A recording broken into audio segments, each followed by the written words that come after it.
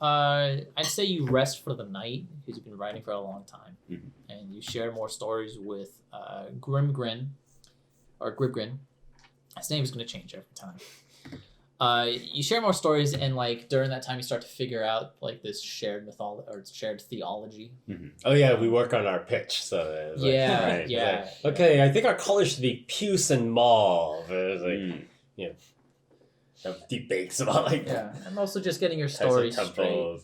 It's like, wait, are we the champion? Wait, are you the champion? Wait, what's the difference between champion and like chosen? Yeah, it's very confusing. We have flashcards. We're not even gonna get the whole change of moon phases until we've gone through enough time to observe the spear. But then that will make it into the theology. It'll be like, yes, it's just like the founding of Mormonism, where it's like, I lost the plagues. It's like, wait, don't worry, we'll rewrite the book. It's like, so why does this seem so different than the first one? No, it's fine. The first one. I got it all up in here, man. Like... I read them. I got it. Okay, so the one thing is, how honest will you be with Helianthus and Lunar? Will you tell the story about Helianthus being a drunk and showing to in the religion? Yeah. I think... We cannot do that. People cannot handle that kind of state. Yeah, well, so the question is, will they find it out if we don't tell them? Because if they find it out, it would be better if it's from us. Of course not. If we can keep it a secret. That's how religions work. When Joseph Smith came out with that weird story that was different, his people go, that's fine, we'll cover it up. And to this day, hundreds of years later, they still believe the idiocy. So this will work until 20 years later. Yes. The fallout of... Because even when you tell them the truth, they will insist that you're lying to them. Because the lie is a stronger thing. So yeah, if you told them Helianthus was drunk, his true followers would go, that's just heresy. They made that up in order to undermine the idea of Helianthus. Okay. We could just... Not necessarily. No. I have to lie. No. We'll say I have it. He was not a great drunk. He was a drinker of arts, like the Bacchus. He was a celebratory figure, drinking with the joy of the drink. He'd be like Duff Man. Okay, whereas Lunar is like the fervid industry. Right, yeah, working through the night. Yes, the candles were necessary for him to be able to work 24/7. I like this switch of like, we're gonna make the sun the party god, the moon the work god. Yes. I was gonna say, and then 100 years later, people like party during the day and work at night. Yeah. No, and sleep between. You know. Listen, if we could get people to party during the day, so that I can sleep at night, that's great. And I would love to party at day and work at night. I love how there are these unintended consequences of religion. There's like, wait, how did the moon ever become the god of sorcery? It's like, well, he was the studious god, so sorcerers, of course, worshipped him because that's all we do is study magic and books and tomes and stuff like that. That would make a lot of sense. Yeah, it's all through study. Whereas, like, my work with Helianthus is just like, I don't know how to do this, but you're healed. And then somewhere along the line, the clerical college is like, okay, bro, you gotta drink these 5 keggers, and then you're in. That's right. You have to use the magic to purify yourself as you go. That's why every monastery eventually just becomes a winery, right? Yeah, like, there we go. It's like our god is the god of spirits, right? We worship the spirits just to be worship Helianthus. Yeah. I'm all down. I know, it fits so perfectly. Bring good mythology here. Right. Next week on Tabletop Talk, the sociological implications of the origins of religion. Parts 1 through 7. Or just this one specific religion we have created. Yes. It's a pretty good one. Pretty happy with it so far. All right, so after a couple days travel, you get pretty close with Gribgrin. I'd say that during your time, you're never summoned by the two gods, but throughout your time, you see signs. And they're suggestive signs to kill each other. So there's a candle next to a frog going like this. Yeah, I like that one. One of your times you're like near the fire or something like that, and lights, it's your turn on watch, and you're just looking at the fire, and eventually the fire like points to one of them. I was imagining there's like a deer jumps out of the woods with like a sun, strange spot shaped like a sun on it, and then like a wolf jumps out with like kind of a moon over its eye, and it like looks at me and then eats the deer. Yeah. Oh no, that's how it happens. They work so hard to send signposts during the whole trip that they have to get closer and closer to each other until they're like, hey, what you doing? Hey, you trying to get my champion killed? Helianthus takes the form of an owl or something like that. That's exactly what was going to happen. Yeah. So as you get closer to Organthal, the signs get a little bit more obvious until eventually, like...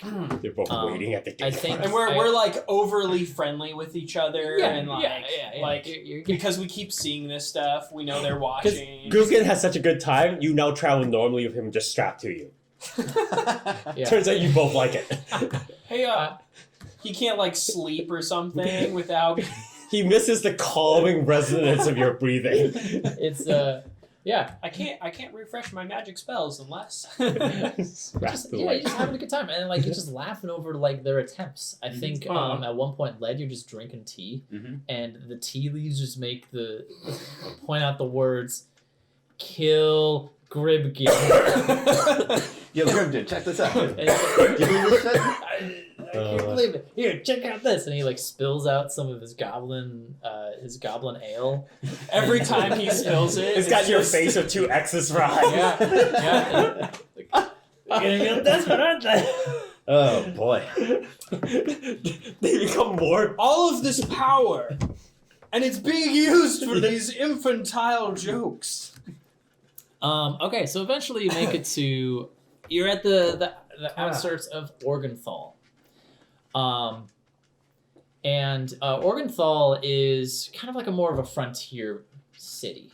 It doesn't have the fancy stone bricks like Westspire does. It's more wooden buildings, buildings of multiple different types. A lot of it just built on the spot because someone wanted to have a building. Surrounding it is a very simple wooden wall, like all the big, I don't know what you call them, big logs. What's that? Pylons. Pylons? Yeah, perfect. I was in Palisade. Something like that. And like you can see that like it's not a very even wall.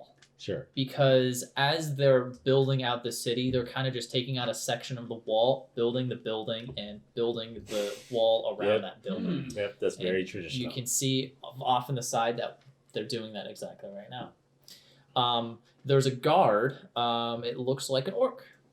And he's just sitting there with a metal helmet, basic chainmail, and a cloak, leaning up against the entryway.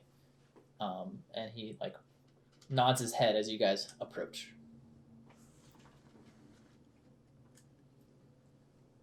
Who is the speaker? Wait, nodding his head like He's like, hold on. Sup. Yeah. Oh, okay. I thought it was like nodding like, yeah, we just let you in here. It's like, sup, welcome.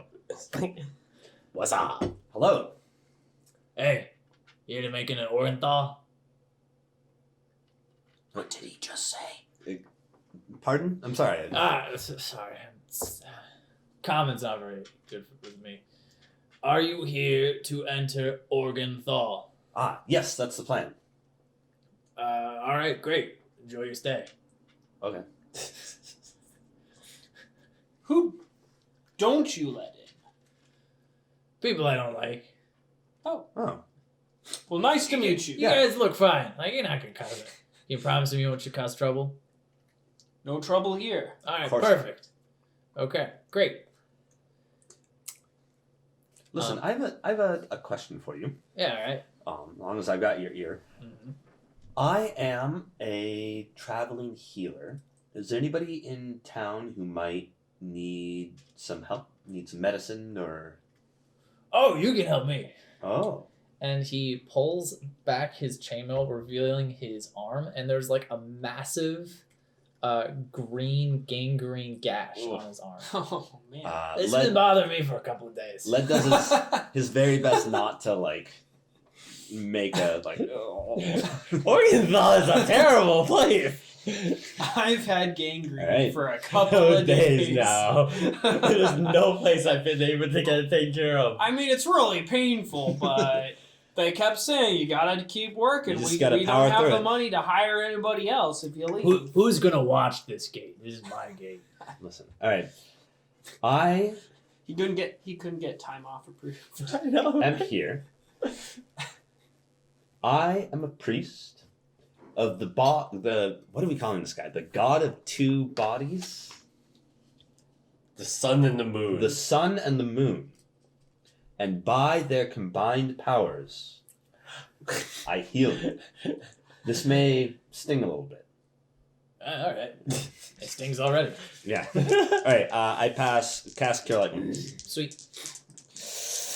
Oh my gosh, this is going so badly. Oh, there it is. thank you. There's that 11. It was hilarious. Snake All Eyes right. would have been so Zoom. funny. All right. You know how like your power's been getting a little bit more clear, a little more better, a little more overpowering.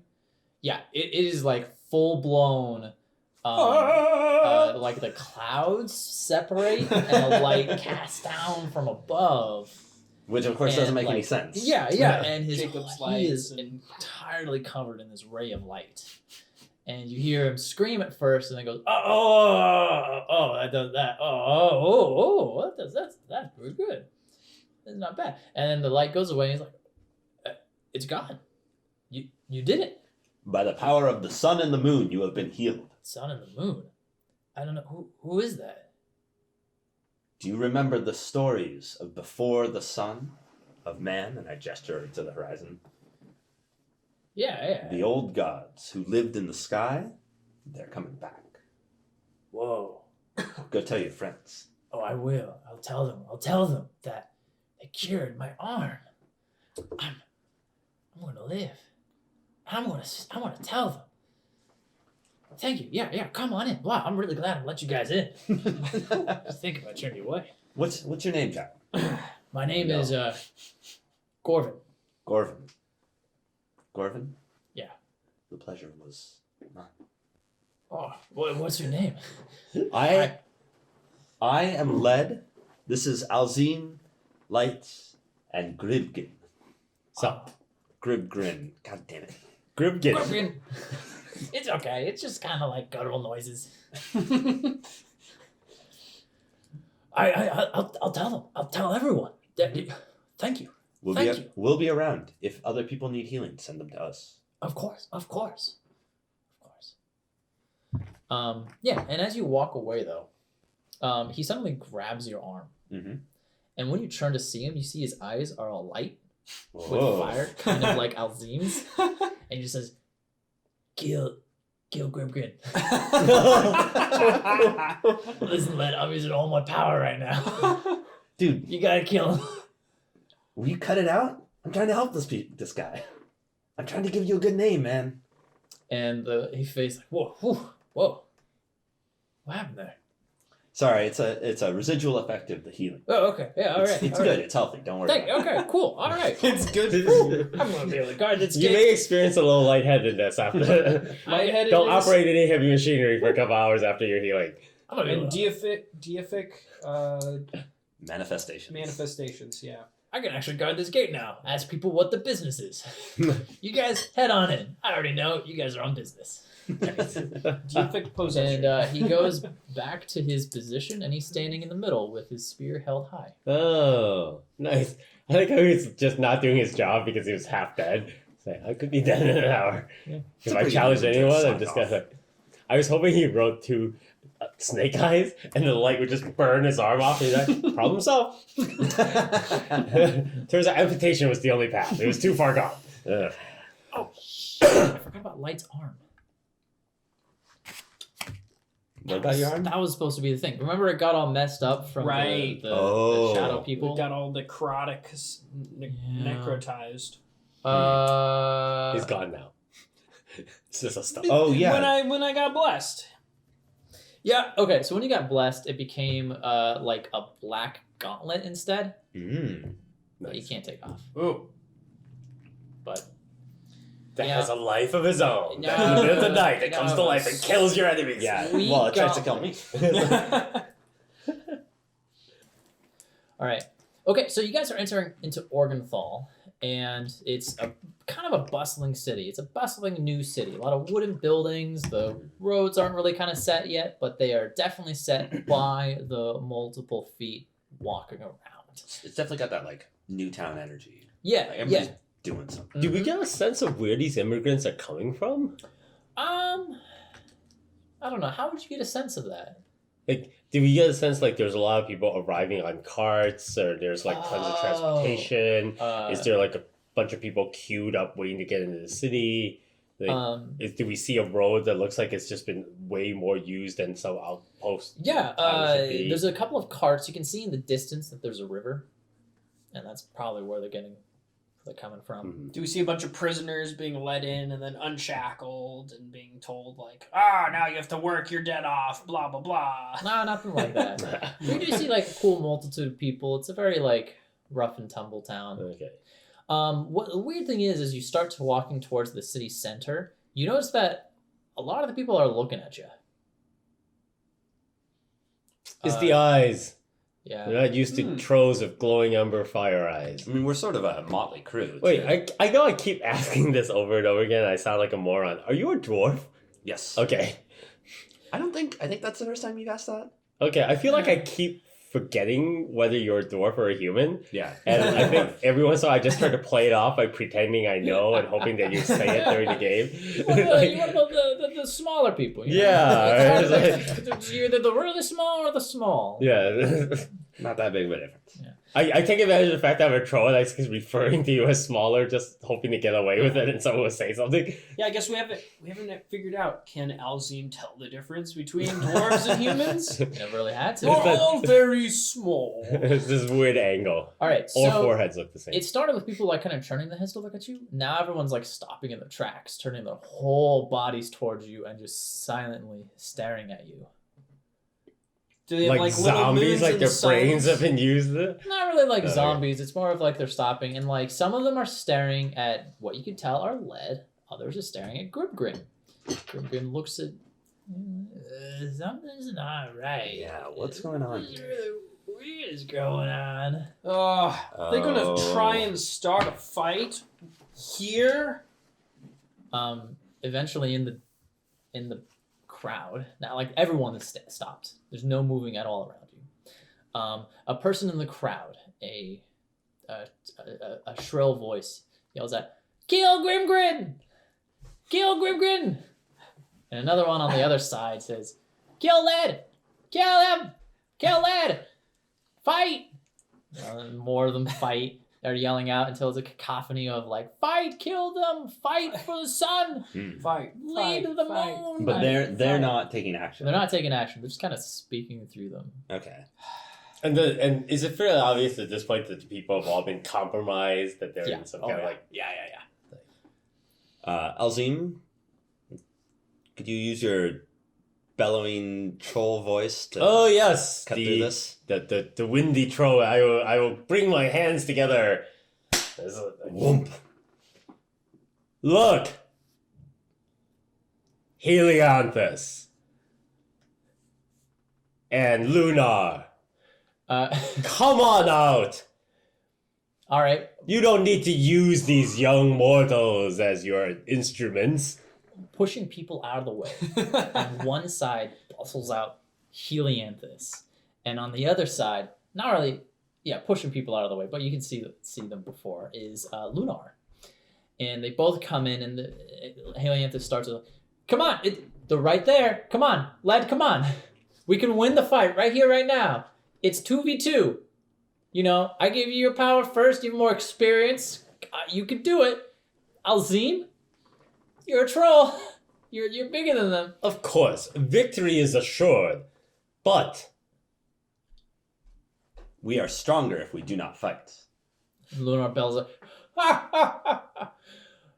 But we gave you power to fight." you gave us power to show that you can be more. Gribgrin speaks up. If you gave us power, why don't you take it away?" That's when Helianthus goes, "No, I think I will.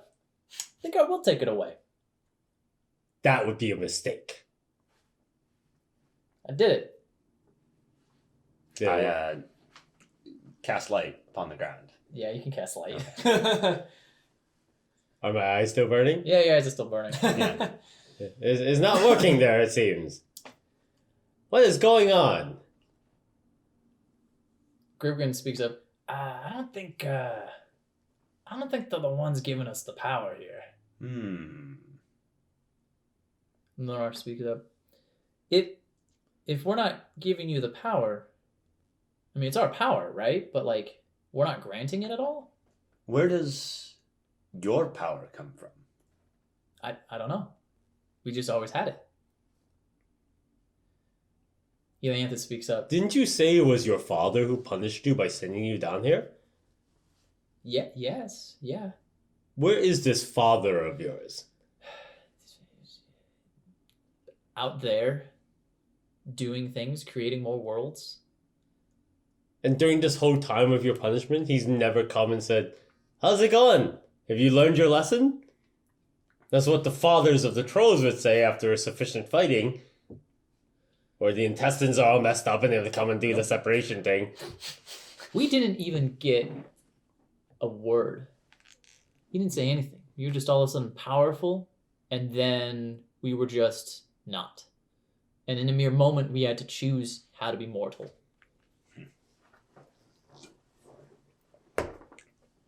That sounds terrible.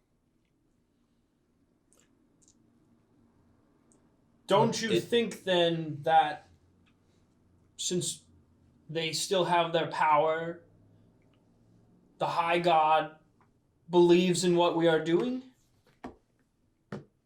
In what? Working together? Exactly. Yeah. How many worshippers have you had in the last 1,000 years, Helianthus? Or you, Lunar?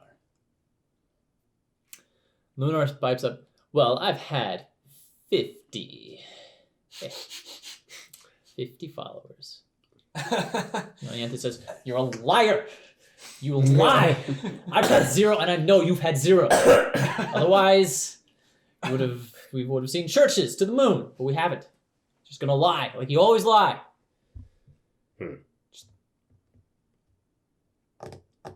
How come you keep having us fight each other? If you hate each other so much and you know that the other is so weak, how come you didn't say, "Hey, kill my brother"?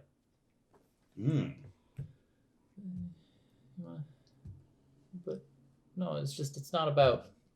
I don't want to kill. You don't want to kill your brother, do you? I don't want to kill. You still love your brother. You still love him.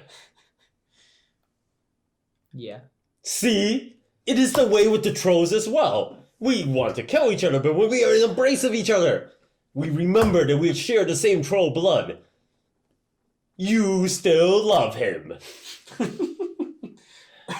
It was never about killing the other god. It was just about winning. You know. You're big meanies. You were gonna have us kill each other just so that you could beat your brother. Just so you can prove a point. Perhaps together, or perhaps there is an alternative to this petty squabbling. What is that, Led? Work together. What did work with Lunar? Yeah. We've done it. Be greater than you could be individually. Where would we start? You could start by shaking hands and embracing each other. That would be a pretty good start. Yeah. Come on, embrace! Yeah, you know what? I'm gonna be the bigger god.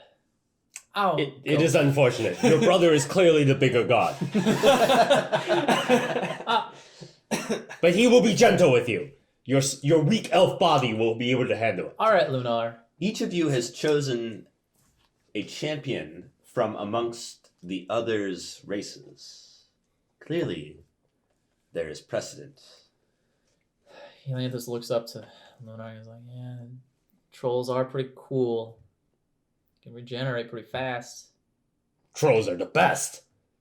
Lunar says, "Human was chose by Glacian. wields my spear pretty well. Not weak like I thought they were.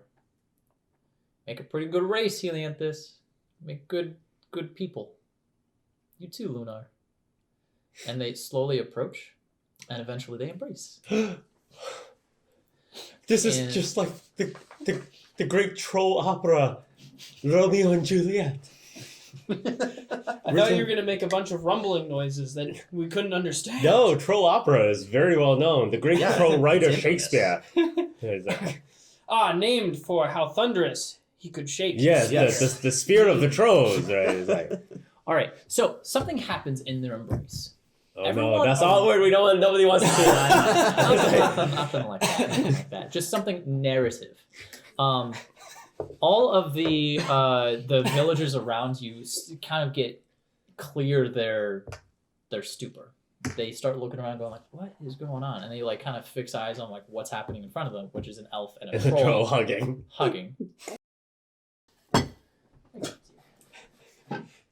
The big bump, James, not the small one.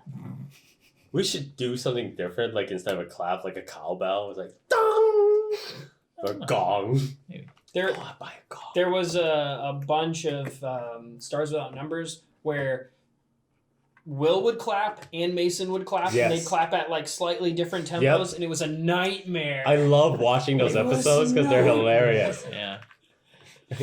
Okay, so the crowd regains themselves, and the two gods are embracing, and everyone's staring, kind of really confused at what's happening.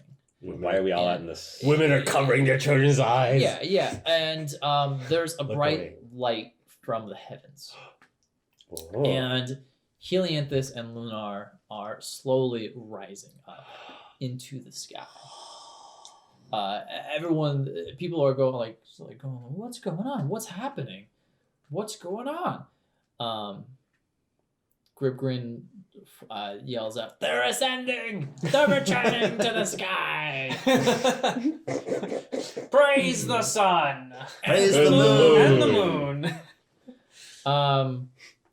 And so they start rising slowly and slowly and slowly until they're in the sky. And in a brilliant flash, and this is where I have to lean on you guys a little. I was trying to think of all this past week, of how a sun and a moon can share the sky. I was thinking having one rotate, but that's not really like good with like the sun rotating. We could do this standard sun and moon switcheroo, but that's kind of the same. What's a new way? What do you mean? Like how they separate from a single light into two? Well, I mean, they're a sun and a moon, but they're together now. Mm. Oh, okay. Unified. They're always in eclipse? That can't work. Maybe like... Because then one half of the world They will could still be always right just be next in to darkness. each other and then just spinning around each other. And then the moon will be in eclipse at some point. The moon will eclipse the sun for a night. Yeah, basically like the moon is huge and in a tighter orbit than the Earth. Okay. Yeah, let's go with that. Something like... It's a very... We won't try and We're back to that whole but- physics of the world thing. It's a very like weird synchronous orbit where the moon is always with the sun, and they're always together.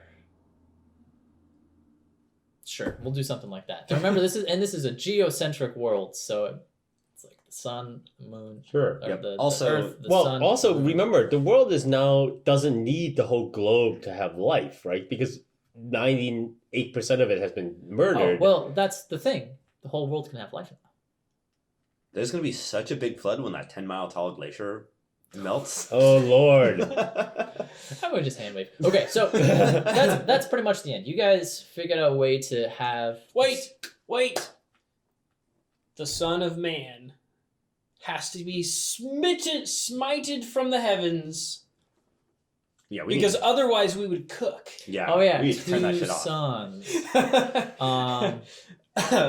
We also First stop them act. from murdering people. Yep, first act. We need a miracle. Sure, yeah, first thing they do.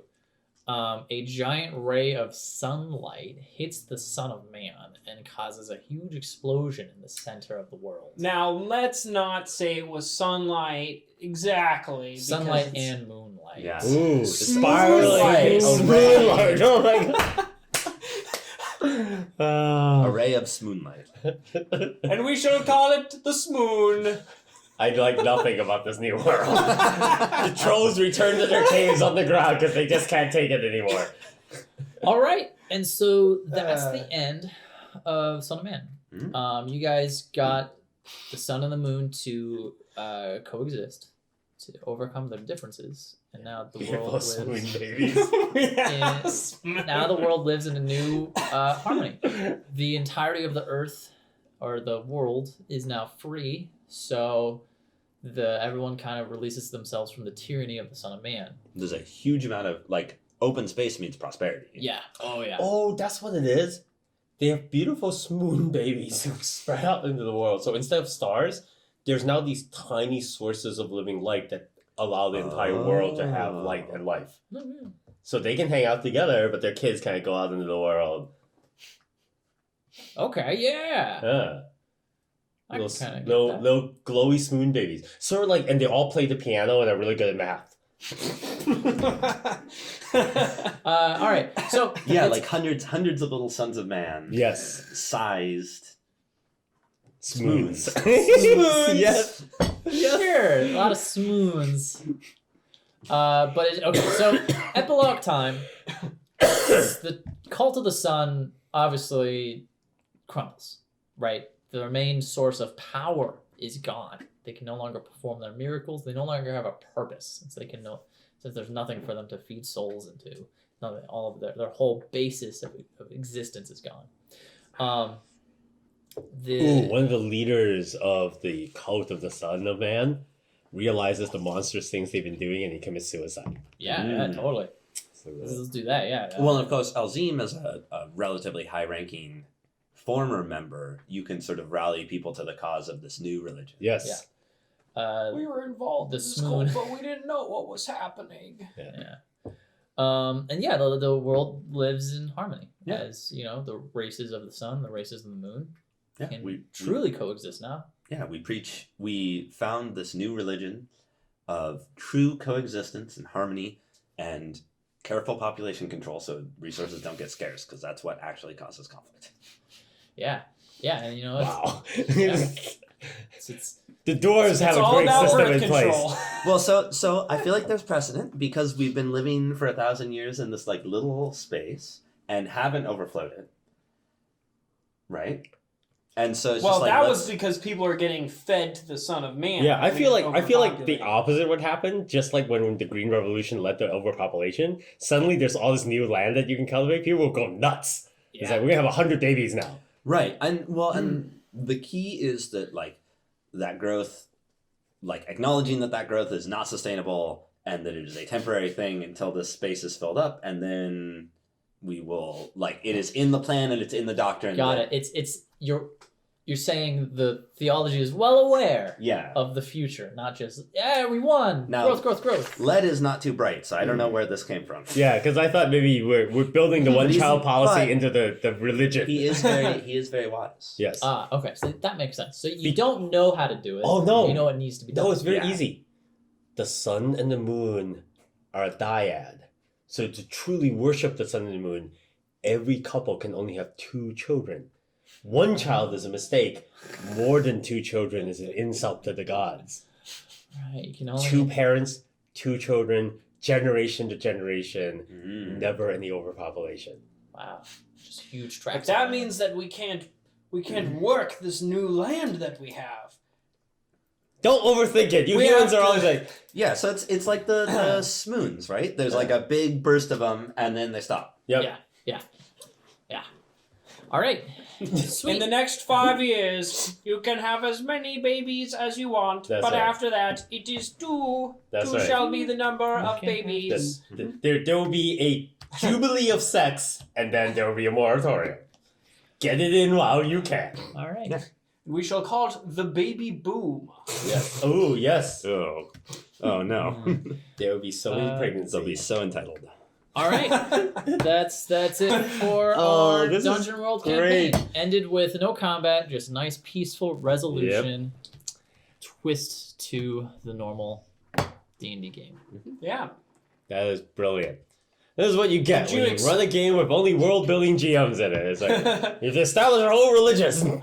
Did you expect that how we would solve the problem of getting them back together would be like, we will combine our religions and force them together? I had no idea.